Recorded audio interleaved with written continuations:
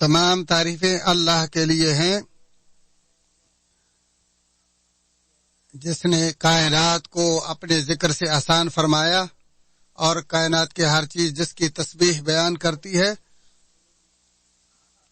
اور اسی کا میں ہر نعمت پر اس کا شکریہ ادا کرتا ہوں، اور میں گواہی دیتا ہوں کہ اللہ وحدہ لا شریک کے علاوہ کوئی سچا معبود نہیں،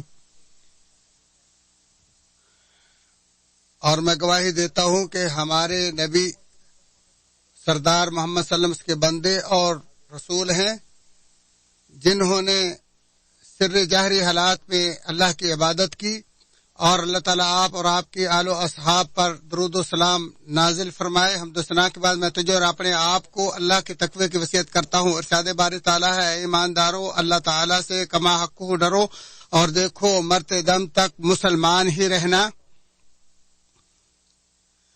چند کلمات پر مشتمل مگر ایک انتہائی جامع، کامل اور عظیم قرآنی دعا جو ہمہ گیر مفاہیم پر محیط، دنیا کی تمام بھلائیوں کا مجموعہ، آخرت کے لیے انتہائی مطلوب اور ہر شر اور برائی کا علاج ہے،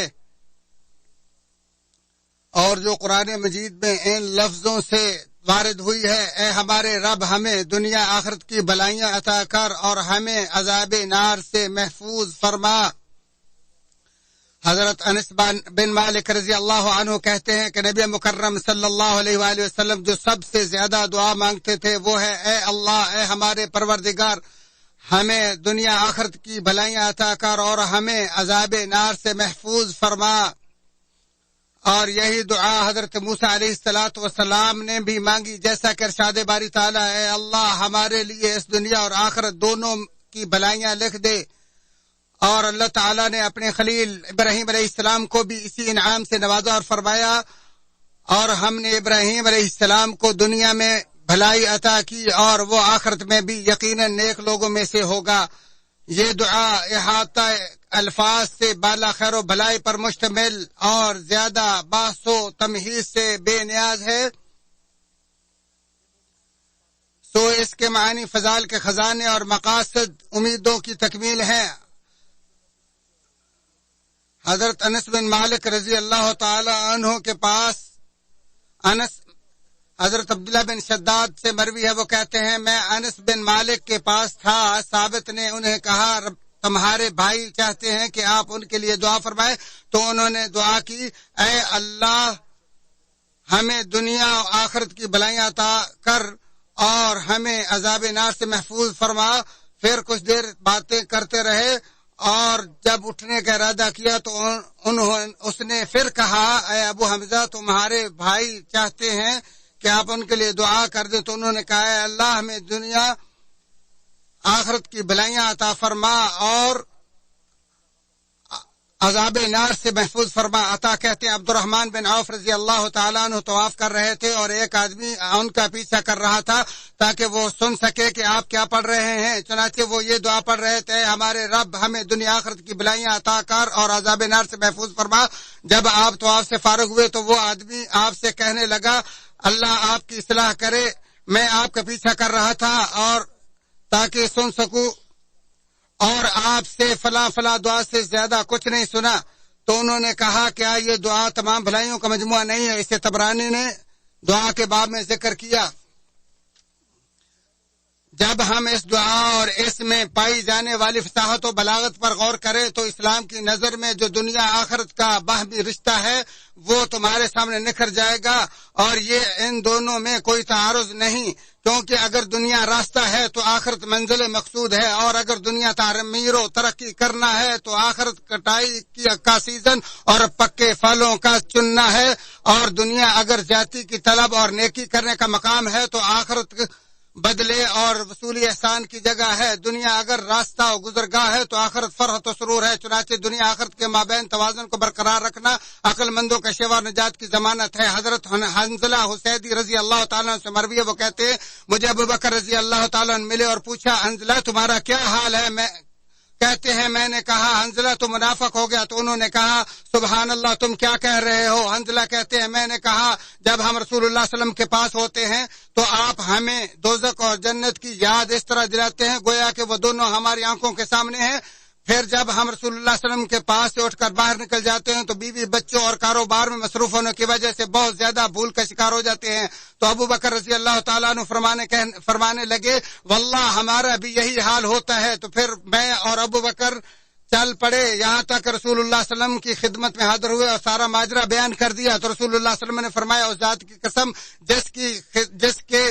جس کے ہاتھ میں میری جان ہے، اگر تمہاری ایمانی کیفیت سدا وہی رہے جو میرے پاس اور ذکر الہی میں ہوتی ہے تو تمہارے راستوں اور بستروں پر حاضر ہو کر فرشتے تمہارے ساتھ مصافحہ کریں.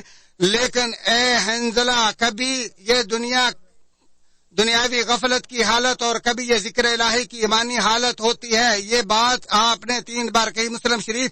اپنے رب کی طرف جانے والا دنیا آخرت کی حیثیت کو خوب پہچانتا ہے، لہذا وہ اپنے دل میں انہیں وہی مقام دیتا ہے جس کو وہ لائق ہیں. پھر وہ اپنے رب سے دنیا کی سب سے شاندار بھلائی کا سوال کرتا ہے، لیکن اس کے دل میں آخرت کی فکر سدا اجاگر رہتی ہے جو اس کا اصل مقصد انجام کار اور اس کے اقوال و افعال کی کمان، اور اسی میں عظیم کامیابی ہے. ارشاد باری تعالیٰ کہہ دیجئے پاک پیغمبر صلی اللہ علیہ وسلم، اے میرے وہ بندو جو ایمان لائے ہو، اپنے پروردگار سے ڈرتے رہو اور یاد رکھو جو اس دنیا میں نیکی کرتے ہیں ان کے لیے نیک بدلہ ہے. اور اللہ تعالیٰ نے فرمایا جو کوئی آخرت کی کھیتی چاہتا ہے ہم اس کے لیے اس کی کھیتی میں اضافہ کریں گے، اور جو کوئی دنیا کی کھیتی چاہتا ہے ہم اسے اس میں سے کچھ دے دیں گے اور آخرت میں اس کے لیے کچھ نہیں.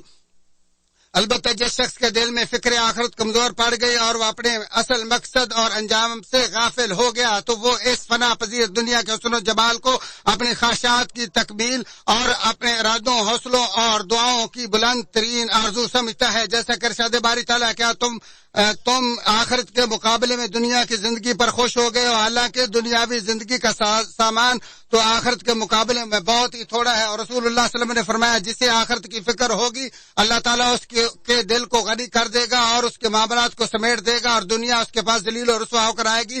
جس کے دل میں صرف دنیا کی فکر ہوگی اللہ تعالیٰ ان کی محتاجی ہمیشہ ان کے آنکھوں کے سامنے رکھے گا اور اس کے معاملات کو اس کے سامنے منتشر کر دے گا. دنیا اسے صرف وہی ملے گی جو اس کا مقدر ہوگا. اور جو شخص اپنی آخرت سے اعراض کرتے ہوئے اللہ تعالیٰ سے صرف اپنی دنیاوی امور کا ہی سوال کرتا ہے، بلا شبہ اللہ تعالیٰ اس کی مذمت کرتے ہوئے فرماتا ہے بعض لوگ وہ بھی ہیں جو کہتے ہیں اے ہمارے رب ہمیں دنیا دے. ایسے لوگوں کا آخرت میں کوئی حصہ نہیں. ابن عباس رضی اللہ عنہما سے مروی ہے، وہ کہتے ہیں کچھ دیہاتی لوگ تھے جو میدان عرفات میں حاضر ہوتے اور دنیا مانگتے اور دعا مانگتے، اے اللہ اسے بہت زیادہ بارش و ہریالی و زرخیزی اور خوب پیداوار کا سال بنا دے، اور امور آخر سے کسی چیز کا سوال نہ کرتے. تو اللہ تعالیٰ نے ان کے بارے میں یہ قرآن نازل فرمایا بعض لوگ وہ ہیں جو کہتے ہیں اے ہمارے رب ہمیں دنیا دے. ایسے لوگوں کا آخرت میں کوئی حصہ نہیں. دنیاوی بھلائی سے مراد کامیابی، سعادت، رزق، قناعت، رضامندی، کشادہ گھر، نیک شوہر اور نیک بیوی ہے. اہل معرفت کہتے ہیں دنیاوی بھلائی سے مراد دل کی زندگی، خوشگواری اور خوبصورتی، نیز اللہ تعالیٰ کے ساتھ ایمان لانے، اس کی معرفت و محبت، اس کی طرف رجوع اور توکل سے دلی شادمانی اور سرور کا حصول ہے. سو بلا شبہ دلوں کی زندگی سے بہتر کوئی زندگی نہیں اور اس کی نعمتوں سے بڑھ کر کوئی نعمت نہیں سوائے جنت کی نعمتوں کے. اور یہ بھی دنیا کی بھلائیوں میں سے ہے کہ تجھے اللہ کی نعمتیں اور تم پر اس کا فضل دکھائی دے اور ان نعمتوں پر تیرا اقرار اور ان کے نشاور کرنے والے کے لیے تمہاری طرف سے شکر ادا کرنا ہے. اور کہا گیا ہے کہ جسے قلب شاکر، لسان ذاکر اور جسد صابر عطا کر دیا گیا اسے تو یقیناً دنیا آخرت کی بھلائیاں نصیب ہو گئیں اور وہ عذاب جہنم سے بچا لیا گیا. دنیا کی بھلائیوں کو صحیح معنوں میں وہی شخص پہچانتا، ان کی قدر کرتا اور ان کی لذت سے محظوظ ہوتا ہے جو اپنے اوپر اللہ کی نعمتوں اور عطاؤں کا موازنہ اس سے کرتا ہے جو ان نعمتوں سے محروم ہو. جیسا کہ رسول اللہ صلی اللہ علیہ وسلم نے فرمایا ہمیشہ اس کی طرف دیکھو جو تم سے کم تر اور نیچے ہو اور اس کی طرف نہ دیکھو جو تم سے اوپر ہو، کیونکہ یہ زیادہ لائق ہے کہ تم اپنے اوپر اللہ کی نعمت کو معمولی اور حقیر نہ سمجھو. تمام دنیا کی ان بھلائیوں میں سے جو بلند ترین مقصد ہے وہ اولاد میں برکت اور ان کی ہدایت و اصلاح، اور دنیا کی بھلائیوں میں سے وہ بھلائی جس سے کوئی صاحب بصیرت غافل نہیں اور جو ہر آنکھ کو دکھائی دیتی ہے، وہ ہے امن و امان، عافیت اور دن بھر کی خوراک کی فراہمی اور حسن اخلاق. تو تمام دنیاوی بھلائیوں کی خوبصورتی اور جنت کی بلندیوں کا عظیم ترین مرتبہ ہے. اور دنیا کی بھلائیوں میں سے یہ بھی ہے کہ مضر امراض اور وباؤں کے حالات میں دواؤں اور ویکسین کی تیاری کے ذریعے اللہ تعالیٰ اپنے بندوں کی حفاظت کرتا ہے۔ ہمارے اس دور میں اس وبا سے بچاؤ کے لیے بھرپور کوششیں کی گئیں، جس نے پوری زمین کو اپنی لپیٹ میں لیتے ہوئے انسانی صحت اور اس کے دینی اور دنیاوی تمام معاملات کو نقصان پہنچایا، اور یہ ویکسین مجاز اور متعلقہ اداروں سے منظور شدہ اور کارگر ثابت ہو چکی ہے، اور اللہ تعالیٰ کے حکم حفاظت سے نفع بخش اور حفاظت کنندہ بھی ہے۔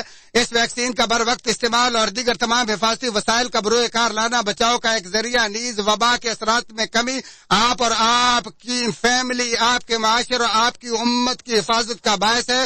اس وبا کی سرکوبی اور اس کا سامنا کرنے والی اس ویکسین اور دیگر تمام تر احتیاطی تدابیر کی فراہمی میں ہمارے حکمرانوں اور اس مبارک ملک کی قائدین کی انتھک محنتیں رنگ لائی ہیں۔ اللہ تعالیٰ اس انسانی صحت کی حفاظت کی شدید فکر مندی پر انہیں ہر خیر و بھلائی کی توفیق عطا فرمائے، اور یہی دعا ہر اس شخص کے لیے بھی ہے جس نے وقت، بال یا غور و فکر کی قربانی پیش کی۔ رسول اللہ صلی اللہ علیہ وسلم نے فرمایا، علاج کراؤ، کیونکہ بلا شبہ اللہ تعالیٰ نے ہر بیماری کی دوا پیدا کی ہے سوائے ایک بیماری کی، اور وہ بڑھاپا ہے۔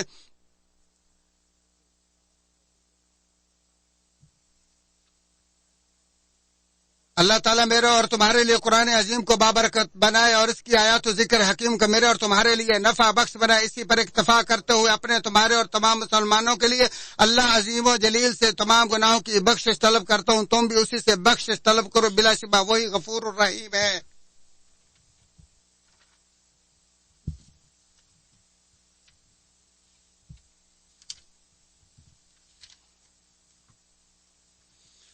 تمام تعریفیں اللہ کے لیے ہیں، اور میں گواہی دیتا ہوں کہ اللہ وحدہ لا شریک کے علاوہ کوئی سچا معبود نہیں، اور میں گواہی دیتا ہوں کہ ہمارے نبی و سردار محمد صلی اللہ علیہ وسلم اس کے بندے اور رسول ہیں۔ اللہ تعالیٰ آپ اور آپ کے آل و اصحاب پر رحمت نازل فرمائے۔ حمد و ثنا کے بعد میں تمہیں اور اپنے آپ کو اللہ کے تقوی کی وصیت کرتا ہوں۔ اے اللہ، ہمیں دنیا آخرت کی بھلائیاں عطا فرما، اور آخرت میں بھی بھلائی عطا فرما، اور یہ آخرت کی بھلائی وہ بھلائی ہے جس کے حصول کے لیے ہر کمر کسنے والے نے کمر کسی، اور ہر مقابلہ کرنے والے نے مقابلہ کیا، اور جس کے حصول کے لیے انہوں نے مال، جان اور اوقات کی بازی لگائی، اور وہ ہے جنت۔ جیسا کہ ارشاد باری تعالیٰ ہے، جسے جہنم سے بچا کر جنت میں داخل کر دیا گیا، یقیناً وہی کامیاب و کامران ہے، اور ہمیں عذاب نار سے بچا لے۔ چنانچہ صاحب دانش مسلمان دنیا سے آخرت کی طرف اپنی رحلت کو، خوف و امید کو باہم اپنانے سے پرامت بناتا ہے، جیسا کہ فرمان باری تعالیٰ ہے، بے شک وہ نیکیوں میں بہت جلدی کرتے تھے اور ہمیں رغبت اور خوف سے پکارتے تھے، اور وہ ہمارے لیے ہی عاجزی کرنے والے تھے۔ اے اللہ کے بندو، خبردار، رسول خدا صلی اللہ علیہ وآلہ وسلم پر درود بھیجو، بلا شبہ اللہ تعالیٰ نے اپنی کتاب میں تمہیں اس کا پابند کرتے ہوئے فرمایا، بے شک اللہ تعالیٰ اور اس کے فرشتے نبی مکرم صلی اللہ علیہ وآلہ وسلم پر درود بھیجتے ہیں، مومنو تم بھی آپ پر درود بھیجو۔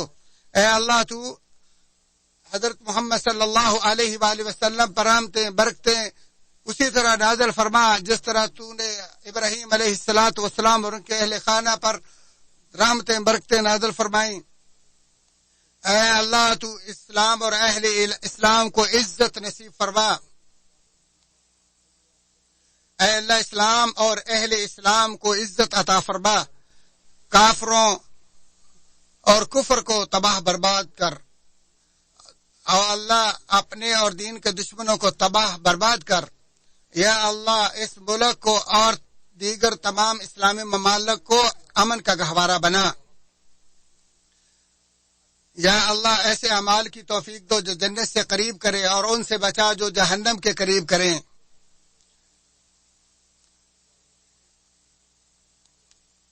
یا اللہ،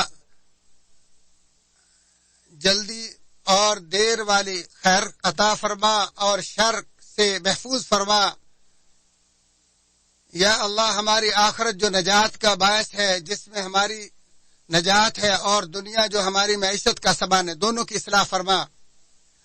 اللہ، ہر شر سے ہماری موت راحت کا سبب بنانا۔ یا اللہ، ہمیں جنت کے درجات اور داخلے عطا فرما۔ یا اللہ ہماری مدد فرما، ہمارے خلاف مدد نہ کرنا۔ یا اللہ جو ہمارے خلاف یا ہمارے اور ظلم کرے اس کے خلاف ہماری مدد فرما۔ یا اللہ ہماری توبہ قبول فرما، ہماری پریشانیوں کو دور فرما۔ یا اللہ تو معاف کرنے والا ہے اور معافی کو پسند کرتا ہے، اللہ ہم سب کو معاف فرما۔ یا اللہ ہمارے گناہوں کو معاف کر، تقدیم و تاخیر کا تو ہی مالک ہے۔ یا اللہ ہمارے اعمال میں ہماری کمیوں کوتاہیوں کو دور فرما۔ یا اللہ ہمیں نعمتوں کی محرومی اور عذابوں کے نازل ہونے سے محفوظ فرما۔ یا اللہ ہمیں بخل سے اور بڑھاپے سے اور کمزوریوں سے محفوظ فرما۔ یا اللہ ہم پر اپنی رحمتیں برکتیں نازل فرما۔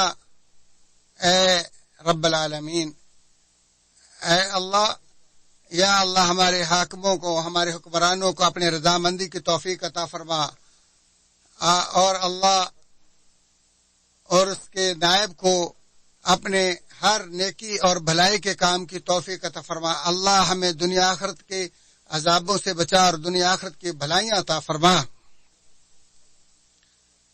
اے اللہ ہم نے اپنے نفسوں پر ظلم کیا، اگر تو نے ہمیں معاف نہ کیا تو ہم بہت زیادہ خسارہ اٹھانے والوں میں ہوں گے۔ یا بے شک اللہ تعالیٰ تمہیں عدل و انصاف کا حکم دیتا ہے اور قریبی رشتہ داروں کے حقوق کو پورا کرنے کا، اور اللہ کا ذکر سب سے بڑھ کر ہے، اور جو تم کرتے ہو اسے اللہ خوب جاننے والا ہے۔